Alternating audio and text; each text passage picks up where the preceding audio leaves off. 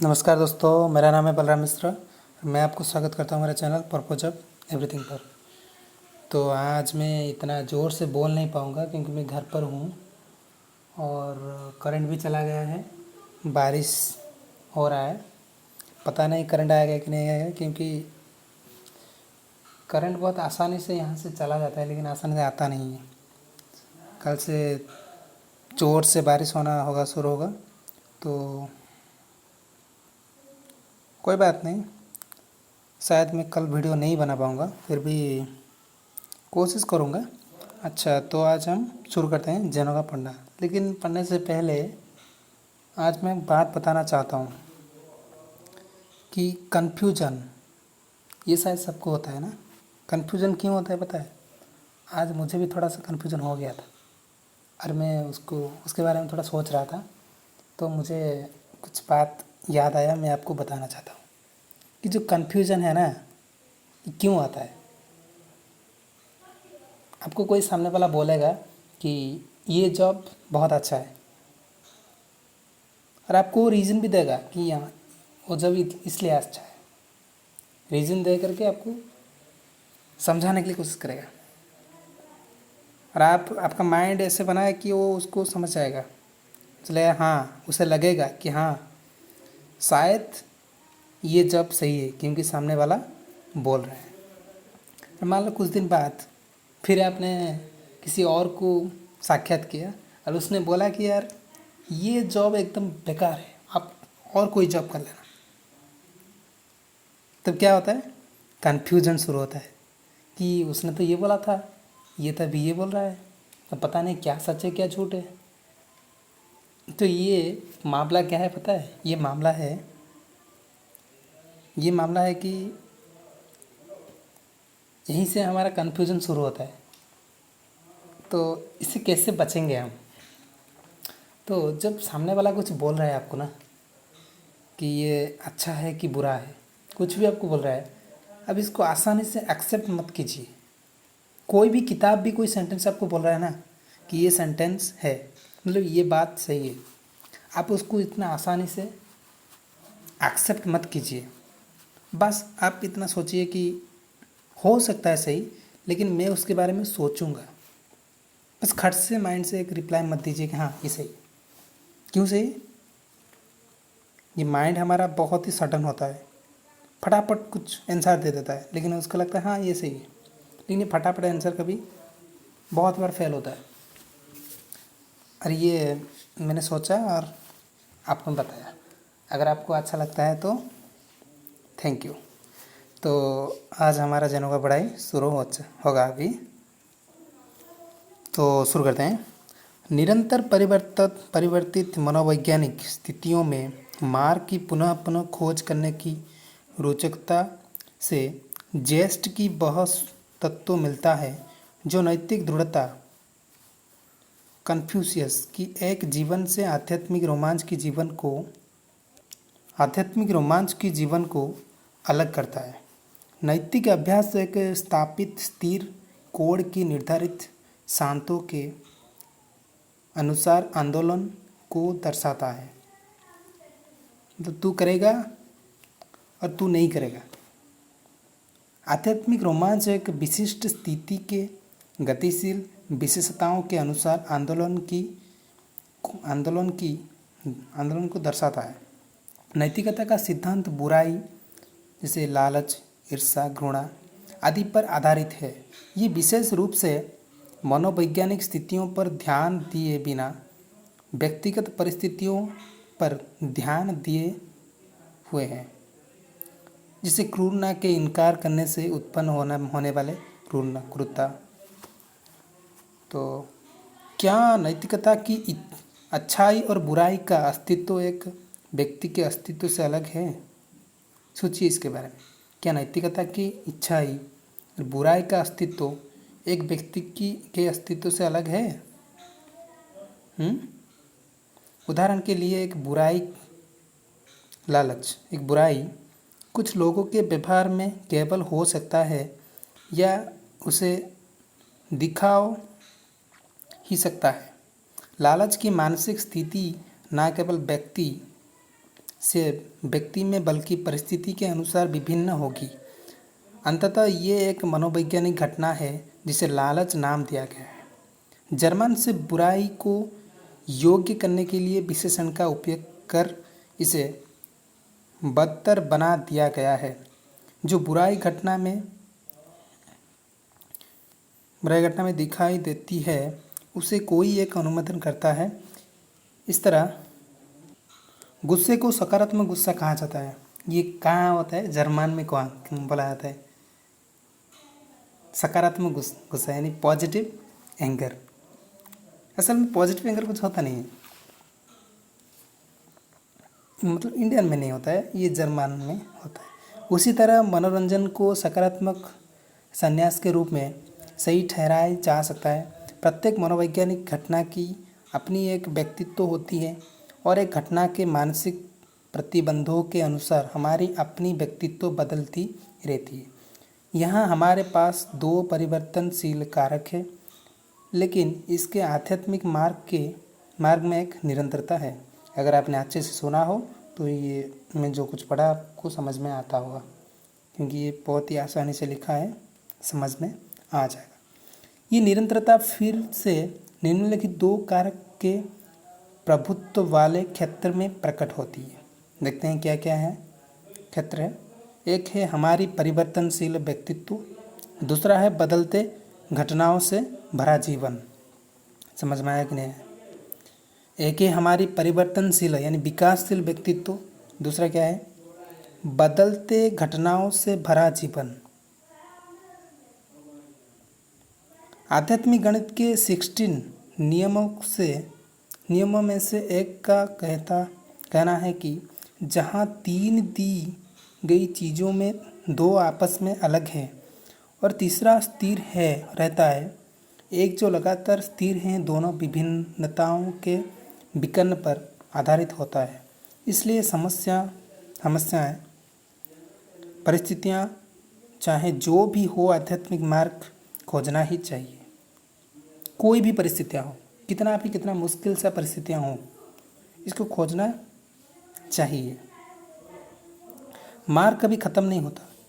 जब तक मार्ग नहीं ढूंढते तो हम खो जाते हैं, क्योंकि एक निश्चित गंतव्य से अलग कोई खोया हुआ नहीं होता है। मैं पहली बार जब ट्रेन में गया था, मुझे कोई स्टेशन नहीं पता था।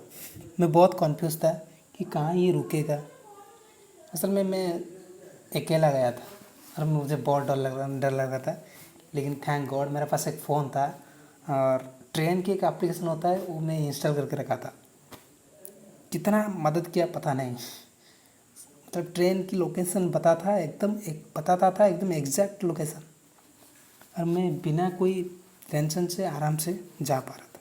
तो क्यों जा पाया मैं? क्योंकि अगर आपको सही डायरेक्शन नहीं पता तब आप कहीं पर नहीं जा पाएंगे। सही डायरेक्शन पता है किससे चलेगा? जब आप मार्ग ढूंढेंगे। जिन्होंने भी ये किताब लिखा है ना, वो भी बहुत सारे रास्ता ढूंढने के लिए कोशिश किया था और उनको ये रास्ता मिला। और जो भी मिला उनको ये किताब में वो लिखा है। गौतम बुद्ध की भी कोई कुछ मिला था मार्ग। सबको कुछ ना कुछ मिला है। अगर आप भी कोशिश करेंगे आपको भी इस किताब के जरिए कुछ मिल सकता है, जो कि इसके अंदर छुपा है। इस प्रकार मार्ग को बदलती स्थिति में नए सिरे से अनकवर होना पड़ता है। इस तरह की खोज एक गतिशील रूप में स्थिर विधि है, जो दिन प्रतिदिन के जीवन में रोमांच देती है, जिससे उबाऊपन खत्म हो जाती है। पढ़ने के समय में मैं थोड़ा भटकना चाहता हूँ। तो क्या है ना कि ये मैं हिंदी जो पढ़ रहा हूँ ना, जो मुझे फ़ायदा क्या मिल रहा है पता है? हमारा क्लास में भी एक सब्जेक्ट है हिंदी। मैं हिंदी में कभी पढ़ता नहीं हूँ, और टीचर जब भी मतलब खड़े होकर के मुझे पढ़ने के लिए बोलते थे, बस बहुत ही मुश्किल से पढ़ाई होता था और बुराई बहुत ही मिलता था। मुझे लगता है कि ये जब मैं पढ़ रहा हूँ और समझने के लिए तो पढ़ रहा हूँ, लेकिन और एक बात मेरा फ़ायदा होने वाला है कि कुछ तो पढ़ने की क्षमता बढ़ेगी ना, और शायद जब छुट्टी खोलेगा तब क्लास में थोड़ा इज्जत मिलेगा। छोड़ो, इज्जत के पीछे भागना सही नहीं है। चलो, मार्ग की खोज सीसीएस तक की यात्रा है। सीसीएस के बाद दीक्षा मिलती है। दीक्षा के बाद ये दीक्षा, ये जैसा दीक्षा नहीं है। हम जैसे दीक्षा ढूंढते हैं कि कोई भी गुरु को हम गुरु के पास जाते हैं, साहब हमको दीक्षा दे दो, ये दीक्षा नहीं है, ये कोई अलग दीक्षा है। दीक्षा के बाद आध्यात्मिक मार्ग का प्रसार ना केवल भगवान के लिए बल्कि भगवान के साथ एक यात्रा है। उसके बाद आप मार्ग में अकेले नहीं होते बल्कि मास्टर या स्वामी के साथ पथ पर चलते हैं। पथ की खोज का अर्थ है लंबे समय में मास्टर की दीक्षा की खोज। तो हम अभी जो कुछ करेंगे, क्यों करेंगे? सीसीएस में पहुंचने के लिए करेंगे। सीसीएस के बाद जो कुछ भी होगा वो सब अपने आप होगा।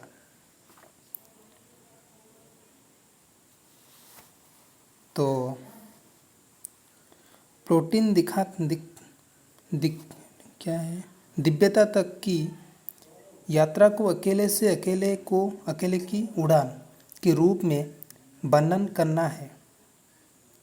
दिव्यता की पहुंच जो अकेला है, हमें अकेलापन की स्थिति में जरूर अपनी खोज की शुरुआत करनी चाहिए। हम लोग आग्रहपूर्वक तभी खोजते हैं जब ज्ञान के लिए गहरी जिज्ञासा से भरे होते हैं।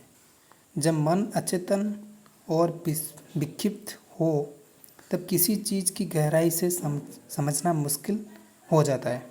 हम लोग तभी देख सकते हैं जब प्रकाश की वेवलेंथ पता है ना, पता होगा, वेवलेंथ पता होगा आपको ना, 0.00008 से 0.00004 सेंटीमीटर के बीच हो, अन्यथा हमारी नंगी आँखों के लिए प्रकाश अदृश्य है।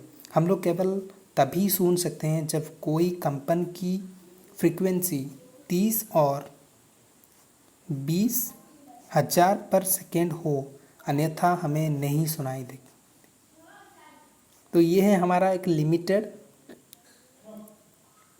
है कि यहाँ से लेकर के वहाँ तक आप सुन सकते हैं, आप देख सकते हैं। उससे कम या उससे ज़्यादा को आप नहीं देख सकते, क्योंकि हमारा आँख इनकेपेबल है।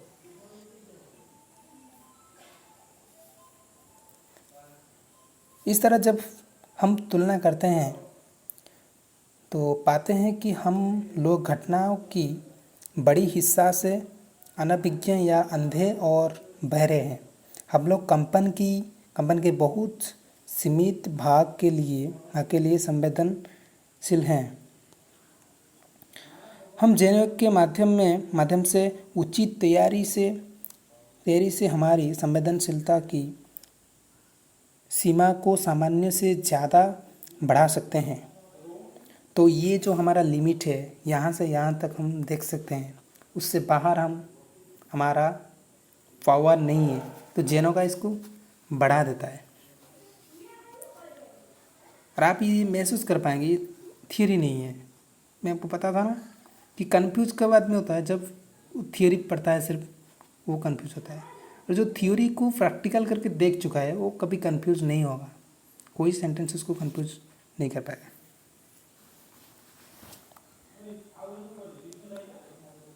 आत्मज्ञान तभी मिलता है जब हम अकेले हों।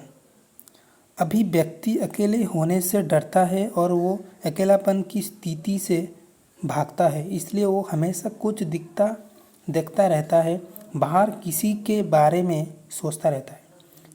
यदि आधुनिक व्यक्ति अपने मन को भरने के लिए कुछ नहीं खोज पाता है तो वो परिपूर्ण इच्छा से कुछ विषय के इतिहास को खोजता रहता है,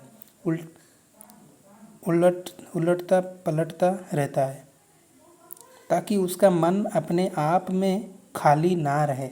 जैसे किसी भी वास्तविक गंतव्य के बिना कार चलाना ताकि ड्राइविंग पर ध्यान देते देते होने के साथ मन पर कब्जा होता है। तो ये बहुत अच्छा बात है कि हमको अकेले होने को डर लगता है, इसलिए हमारे पास एक मोबाइल फ़ोन होता है। हम क्या करते हैं, थोड़ा सा भी टाइम खाली निकला हमारा तो क्या करते हैं, मोबाइल फ़ोन निकाल करके कुछ ना कुछ करते रहते हैं, या फिर किसी का साथ बातचीत करने शुरू कर देते हैं, या फिर कोई टेलीविज़न में कोई प्रोग्राम देख लेते हैं, या फिर क्या करते हैं, कहीं बाहर जाते हैं गप्पे मारने के लिए, कुछ ना कुछ काम में बिजी हो जाते हैं। इसे लगता है कि हमारे पास कोई टाइम ही नहीं है। एक सेकंड भी खाली बैठने के लिए हमको अच्छा नहीं लगता है। मुझे भी नहीं लगता था, मेरा साथ भी बहुत लोग हैं जिसको नहीं लगता है। पता नहीं, कभी लूडो खेलते रहते हैं, कभी कार्ड गेम खेलते हैं, बड़े बड़े लोग भी खेलते हैं, क्योंकि उनको अकेला रहना पसंद नहीं है। उस दिन मेरा मम्मी भी बोल रहा था कि घर में अच्छा नहीं लग रहा है, मन कर रहा है कि कहीं जा कर के कहीं रिलेटिव के घर में घूम के आ जाऊं। तो एक्चुअली जो कोई भी नॉलेज आपको मिलता है ना, वो अकेले मिलता है। बहुत ज़्यादा लोग की मतलब क्या बोलते हैं उसको, हिंदी में बोल नहीं पाता हूँ, छोड़ो। तो क्या बोल रहा था मैं कि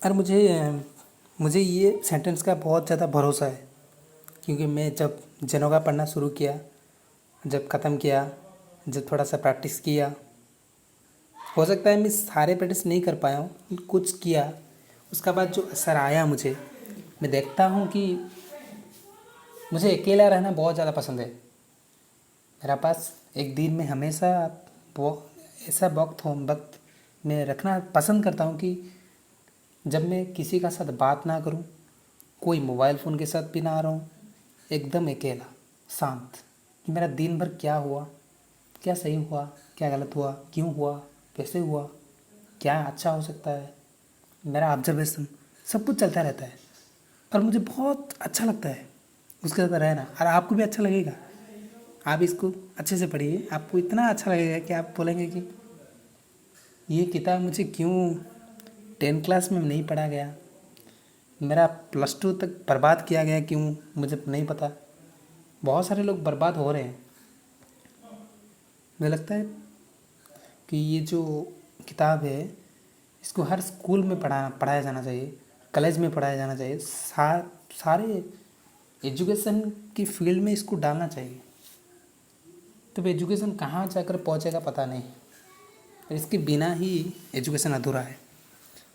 तो मैं बात क्या कर रहा था कि कोई भी परेशानी है, कोई भी कुछ भी है, उसके साथ लड़ने के लिए आपको ताकत मिलता है जब आप अकेले कुछ समय बिताना पसंद करेंगे। लेकिन आप कब करेंगे, जब आपको अच्छा लगेगा। मैं तो नहीं बोल रहा हूँ कि ज़बरदस्त करिए, आपको मन नहीं कर रहा है लेकिन जनों का कह रहा है तो आप करिए, ऐसा नहीं है। कोई रेस्ट्रिक्शन नहीं है। ये स्पिरिचुअलिटी का ऐसा बुक है जिसमें कोई रेस्ट्रिक्शन नहीं है। जनों का बोलता है कि नहीं ये मत करो, ये जनों का कभी नहीं बोलता है। जनों का बोलता है तुम करो, जब तक तुम्हारा मन कर रहा है तुम करो। मैं अभी ये वीडियो शूट कर रहा हूँ, क्यों कर रहा हूँ, मेरा मन कर रहा होगा इसलिए मैं कर रहा हूँ। ऐसे थोड़ी ना है कि मैं ज़बरदस्त बैठ करके कर रहा हूँ, यार मुझे आज एक वीडियो करना है, आज एक वीडियो करना है, आज मुझे जनों का पढ़ना है, ये करना है, वो करना है, कितना टेंशन है। मैं तो करूँगा तो नहीं कर पाऊँगा। रियली जो आपको एंजॉय लगता है ना करिए, नहीं लगता है तो मत करिए, जब मन करेगा तब करिए। इसलिए मुझे जनों का बुक अच्छा लगता है, क्योंकि हर बुक में कोई कुछ ना कुछ होता है, रेस्ट्रिक्शन होता है। आपको इसको 1 साल के अंदर ख़त्म करना होगा, आपको एक एग्ज़ाम देना पड़ेगा। अगर जनों का ऐसा होता तब पता नहीं मैं जनों का पढ़ पाता कि नहीं पता। अकेलापन इस तरह के नकली विश्राम के विरोध की एक ऐसी स्थिति है जिसमें मन को धारणा करने के लिए कुछ भी नहीं है। जीवन में हमारी अनुभव इस तरह गहराई में आत्मा के अनुभव के प्रति ग्रहणशीलता कम हो जाती है। अगर हमारी आध्यात्मिक विकिरण और भी कम हो जाए तो इसमें कोई आश्चर्य की बात नहीं है। आध्यात्मिकता एक बार जड़ लेने के बाद तेजी से विकास करने का पौधा है। क्या है? आध्यात्मिकता एक बार जड़ लेने के बाद तेजी से विकास करने का पौधा है। जड़ मतलब क्या है? आपको समझ में आएगा, मुझे समझ में नहीं आ रहा है, तो आगे देखते हैं। ये मैं करूँगा क्योंकि जीवन का सुख पूर्ण रोना मेरे कानों में जीवित रहती है और दुनिया की बीमारी के लिए मेरी सारी आत्मा दया से भरी है, जिसे मैं महान संघर्ष तथा पूरी त्याग के द्वारा चंगा करूँगा। अगर चिकित्सा मिल सकता है। Life of Asia. इस पुस्तक का उद्देश्य एक नियमित सामान्य जिंदगी में जीवन के उद्देश्य को समझने, जीवन के भीतर काम करने और प्रगति करने का अवसर प्रदान करना है। क्या काम है पता चल गया। इस पुस्तक का उद्देश्य क्या है? नियमित सामान्य जिंदगी में जीवन के उद्देश्य को समझने, जीवन के भीतर काम करने और प्रगति करने का अवसर प्रदान करना। तो ईश्वर क्या होता है? जो पुराना आइडिया है उसको मत खोलना यार, ईश्वर को लेकर के। जो सबसे भ्रमित, सबसे अधिक शोषित और सबसे गलत समझा गया शब्द है। यदि ईश्वर हो तो क्या वो ऐसा हो सकता है कि उसे विशेष परिस्थितियों के साथ साथ सबसे कठिन और अजीब अभ्यासों की आवश्यकता होती है, जिसमें वो कुछ लोगों के द्वारा ही पाया जा सकता है? तब तो वो हमारी उम्र का भगवान नहीं है। तो मैं एक अच्छा बात बताता हूँ। मैं उस दिन एक्चुअली मैं जब भी मेरा खाना ख़त्म होता है, रात की खाना, तब मैं मेरा दादी के साथ कुछ समय बिताता हूँ। हमारा कुछ बातचीत होता है। मैं उसको बहुत बता रहा था कल, ये पूछ रहा था उसको।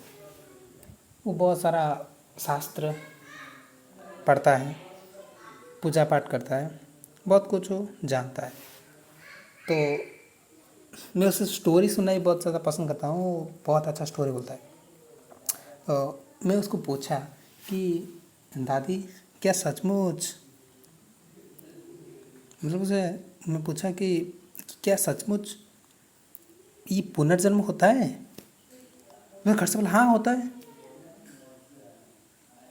मतलब ये जो पुराने लोग होते हैं ना, उनको इतना कॉन्फिडेंस होता है उनके बारे में कि मैं जो बोल रहा हूँ सही है, एकदम सही है। मैंने बोला हो सकता है। तो उसने बोला कि हाँ पुनर्जन्म होता है। मैंने बोला तो अगर पुनर्जन्म होता है तो मतलब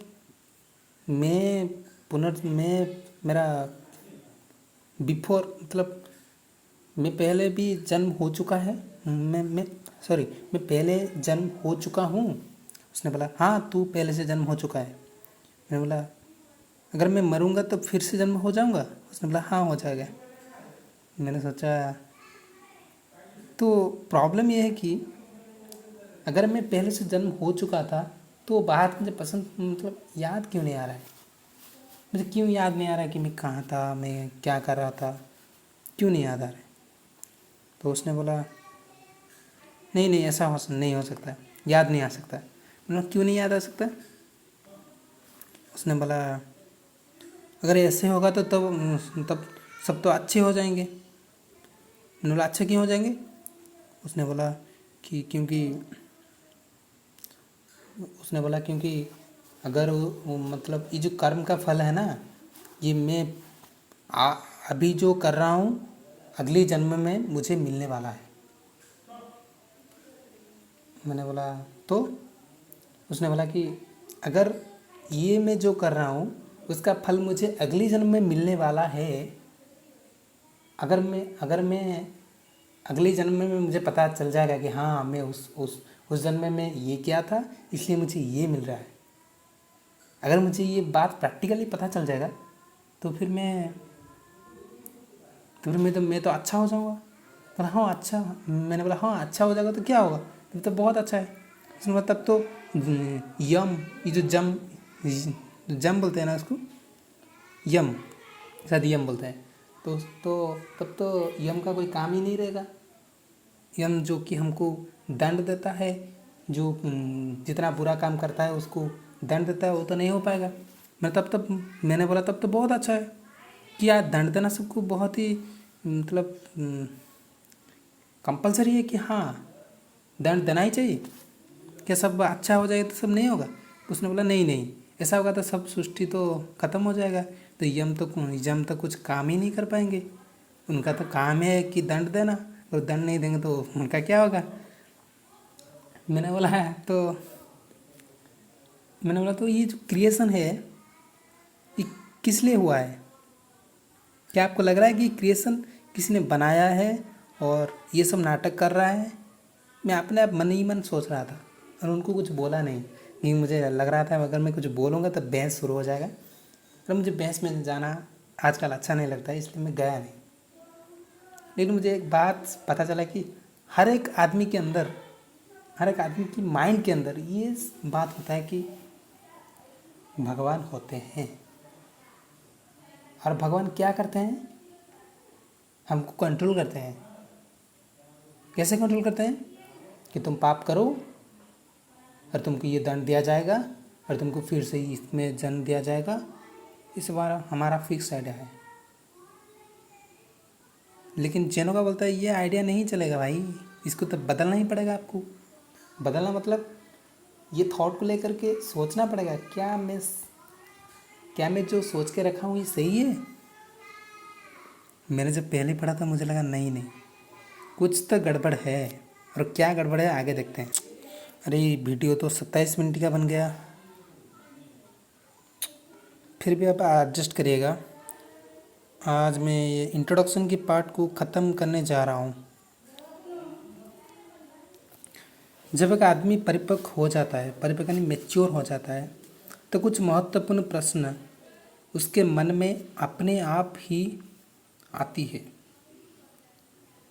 अगर जब मैच्योर होता है ना माइंड, तो अपने आप क्वेश्चन आता है, उसको फोर्सफुली लाने की ज़रूरत नहीं है। जैनों का फोर्स के खिलाफ है, कुछ भी फोर्सफुली मत करो। कोई भी प्रैक्टिस से कुछ भी प्रश्नों आपको पूछना है, फोर्सफुली मत करो, बस वेट करो, प्रश्न अपने आप उगेगा। तो पहला प्रश्न ये है कि ये प्रश्न आपको आएगा। तो पहला प्रश्न ये कि जन्म और जीवन का क्या उद्देश्य है, what is the purpose of life and death, इसका पर्पज क्या है, ये क्वेश्चन आएगा।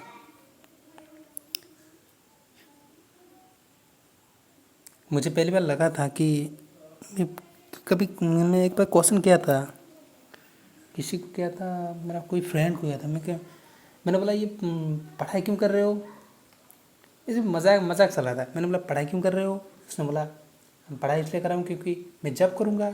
मैं बोला जॉब क्यों कर रहे हो, जॉब करूँगा तो मुझे पैसा मिलेगा। मैंने बोला तुम्हें पैसा क्यों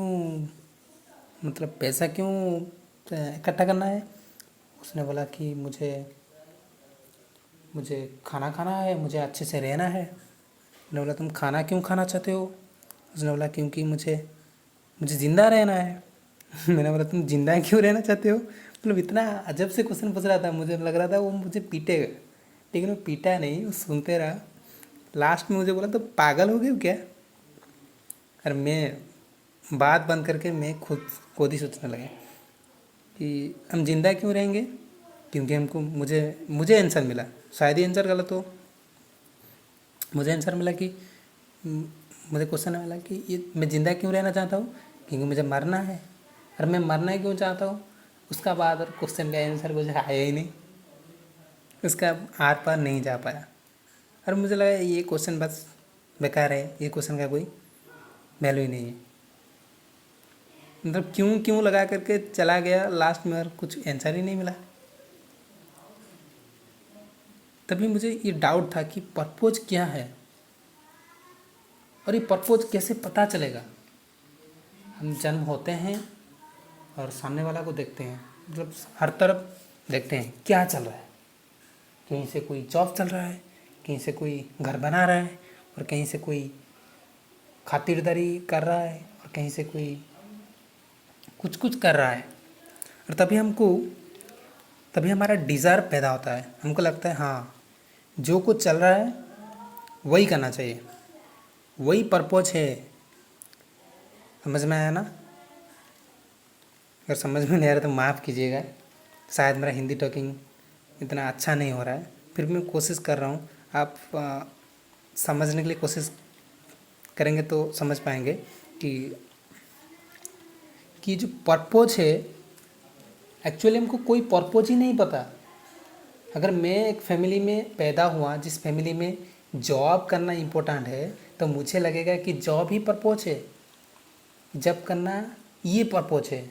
अगर मैं एक ऐसे फैमिली में पैदा होऊंगा जिसमें काम करना, सब काम कर रहे हैं, सबको लग रहा है काम करना ही सबसे बड़ा काम है, तो मुझे भी लगेगा कि हाँ, this is the purpose of life. और मुझे ये जब पहली बार पता चला कि एक्चुअली किसी को पर्पज़ ही नहीं पता, सबको जो दिखा उसमें भागे उन्होंने,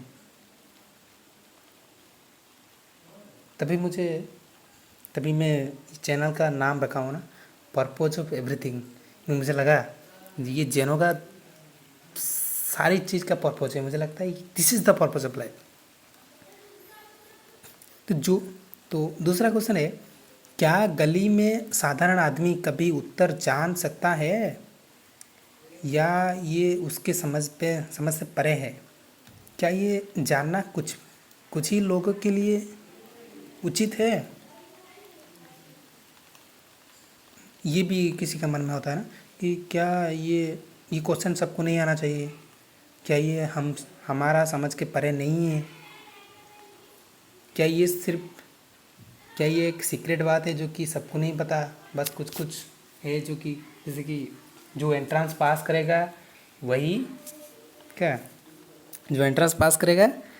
वही करियर में पढ़ाई पड़ेगा, सिलेक्शन होता है। मुझे लगा क्या वैसे है कि इसमें भी कोई एंट्रेंस है, जो एंट्रेंस में पास होगा वही ये क्वेश्चन का आंसर जान पाएगा। तो शायद वो एंट्रेंस है सीसीएस में पहुँचेंगे जिससे एंट्रेंस ना, लेकिन ये एंट्रेंस में इतना टेंशन में पढ़ाई नहीं करना चाहिए, तो मैं कहाँ चलेगा, छोड़ो। क्वेश्चन नंबर 3, क्या मनुष्य को इच्छा शक्ति दिया गया है, या सब कुछ खास उद्देश्य के लिए पुनः निर्धारित है? यदि ऐसा है तो वास्तव में जीवन की सौंदर्य खो जाएगी। निर्माण द्वारा आदमी के लिए कोई आशा नहीं रहेगी। जो अपने जीवन में गंभीरता से कुछ सार्थक करना चाहता है। जैसे हम क्या करते हैं, हमारे बच्चों को हम रोबोट बना देते हैं। रोबोट मतलब हम उनको बोलते हैं मैं जो करूँगा आप वही करेंगे, उससे बाहर कुछ नहीं करेंगे आप। ठीक है, क्या ऐसा है कि हमारा कोई इच्छा शक्ति नहीं है? क्या सब कुछ प्री डेस्टिनाइड है? क्या सब कुछ पूर्व निर्धारित है कि यही होने वाला है, कि तुम्हारा ये नुकसान होने वाला है, ये तो होगा ही होगा? कैसा है? आपको आंसर मिलेगा? कैसे मिलेगा? मुझसे तो नहीं मिलने वाला, मैं आपको बताऊंगा तो आपको नहीं आंसर मिलने वाला, क्योंकि आंसर आपको मिलेगा, अपने आप पाएंगे। क्या ये क्वेश्चन का आंसर पाने के लिए आपका पास पेशेंस है? अगर पेशेंस है तब मिलेगा। जो कुछ भी हम इसे जानते हैं उसके द्वारा सृजन के पीछे कुछ शक्ति है।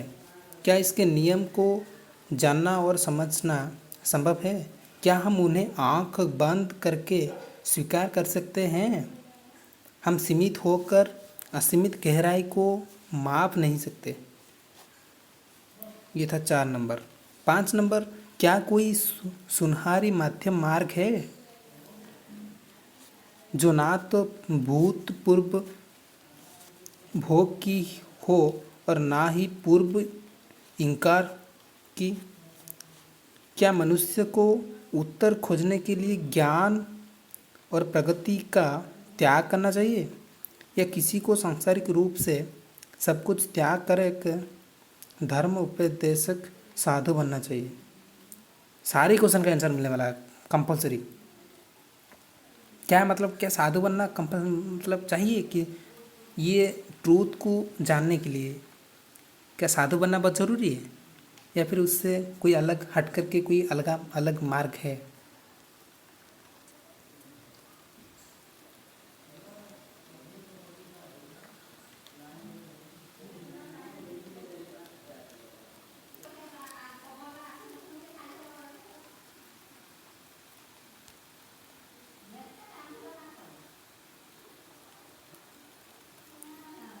यानी कि जो वर्णन किया गया है उसे ग्रहण करने से सक्षम नहीं है, या जरूर मुझसे कुछ अपर्याप्त जोड़ा गया है।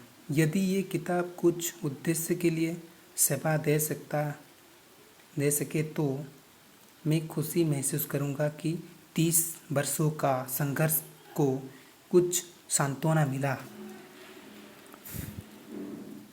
उन्होंने 30 साल संघर्ष किया था। आप कितना साल संघर्ष करना चाहते हैं? आपको लगता है 1 मिनट में ना, 1 मिनट में 1 मिनट संघर्ष कर सकते हैं आप? लोग भी क्या करते हैं, लोग पढ़ते हैं और उन्होंने हिसाब करना शुरू कर देते हैं। हाँ, मैंने 10 घंटा पढ़ाई किया तो उसके लिए मुझे उस 10 घंटे के बराबर कुछ चेंजेस दिखना चाहिए, नहीं तो ख़त्म। तो ये जादू से रहित योग है। वास्तव में जो तुम करोगे वो तुम्हारे और भगवान के बीच होगा और कोई व्यक्ति इसे नहीं जानेगा। ये बहुत अच्छा सेंटेंस है कि जो कुछ भी होगा, जनुका पढ़ने की वजह से आपका जो कुछ भी चेंजेस आएगा ये आपको ही महसूस होगा। कोई सामने वाले के पास आप बैठ जाएंगे और पूछेंगे, देखो क्या मेरे अंदर कुछ चेंजेस आया है? तो ये नहीं है कि आप खुद फील कर पाएंगे, हाँ कुछ तो हुआ है, और सिर्फ आपके और भगवान के बीच में कुछ होता है। इस पुस्तक में आपको सरल व्यवहारिक विचार मिलेंगे जिसे सफलतापूर्वक कोशिश किया गया है और परीक्षण किया गया है। यदि आपकी ऐसी इच्छा हो तो आप भी इस विचार को व्यवहार में ला सकते हैं और सफल हो सकते हैं। इस जीवन में कुछ भी मुफ्त नहीं मिलता, आपको कीमत चुकाने पड़ेगी। हम सभी ने राम कृष्ण की कहानी सुनी है, जो बस अपने हाथ से एक स्पर्श द्वारा विवेकानंद के भगवान का दर्शन करा दिया। कोई भी हमें ये बताने के लिए तैयार नहीं है कि विवेकानंद ने अपने आप को गुरु से उस दिव्य स्पर्श के लिए खुद को फिट करने के लिए कितना काम किया और विकसित किया था।